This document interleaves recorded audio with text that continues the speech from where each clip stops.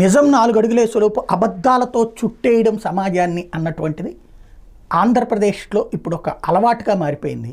మన కళ్ళెదురుగుండానే ఉన్నటువంటి ఫ్యాక్ట్స్ నిజాలు అబద్ధాలుగా, అబద్ధాలు నిజాలుగా మీడియా, సోషల్ మీడియా గుప్పెడు పెట్టుకుంటే ఏమైనా చేయొచ్చు అనేటటువంటి ఒక స్ట్రాటజిక్ గేమ్ నడుస్తూ వచ్చింది. ఇప్పుడు నిన్న ఓ పడవ వచ్చి గుద్దుకుంది అక్కడ గేట్ని, అది కొంత డ్యామేజ్ అయింది. వెంటనే ఏమన్నారు, కన్నయ్య నాయుడు గారిని పిలుస్తున్నాం, గేట్ డ్యామేజ్ సెట్ చేపిస్తున్నాం, ఇదంతా చెప్పుకొచ్చారు. గుడ్. దానికే మళ్ళీ గ్రీజు పెట్టలేదు. ఈ దిక్కుమాలిన డైలాగులు ఏంటి? గ్రీజు పెట్టడానికి నువ్వు పడవచ్చి కొట్టుకోవడానికి ఏంటి సంబంధం?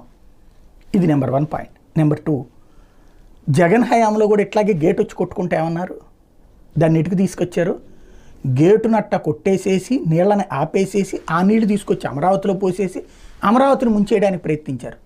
పోనప్పుడు కృష్ణానది నీళ్లు అమరావతిలోకి వెళ్ళినాయా నిజంగా?